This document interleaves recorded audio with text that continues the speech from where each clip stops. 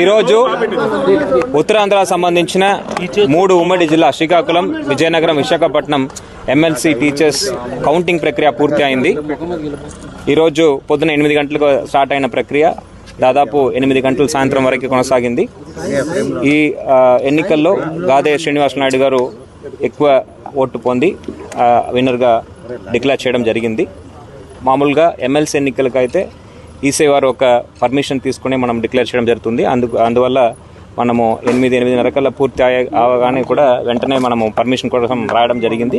Permission రాగానే వారికి election certificate కూడా అందజేయడం జరిగింది. ఈ ఎన్నికల్లో మీరు చూస్తే దాదాపు 10 మంది బరిలో ఉండేవారు.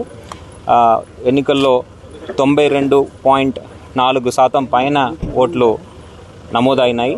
దీనికి పూర్తి స్థాయిలో సహకారం అందించిన టీచర్స్ ప్రతి ఒక్కరికి కూడా పేరు పైన ధన్యవాదాలు తెలియజేస్తున్నాను. అదేవిధంగా ఈ కౌంటింగ్ ప్రక్రియ ఎంటైర్ ఎలక్షన్ ప్రాసెస్ కూడా చాలా పీస్ఫుల్గా, ట్రాన్స్పరెంట్గా జరగడానికి పూర్తి సహకారం అందించిన కంటెస్టింగ్ క్యాండిడేట్స్ అందరికీ కూడా పేరు పైన ధన్యవాదాలు తెలియజేస్తున్నాను. ఈ సమాచారాన్ని ఎప్పటికెప్పుడు ప్రజల మధ్యలో తీసుకువెళ్ళి ఎక్కువ ఓటింగ్ శాతం రావడానికి అనుకూలంగా మనతో పాటు కలిసి పని చేసిన పాత్రిక సోదరిమార్లందరికీ కూడా పేరు పైన ధన్యవాదాలు తెలియజేస్తున్నాను. Thank you. సరే, చల్లని ఓట్లు 659 ఏ విధంగా చల్లని ఓట్లు అయ్యాయి సార్?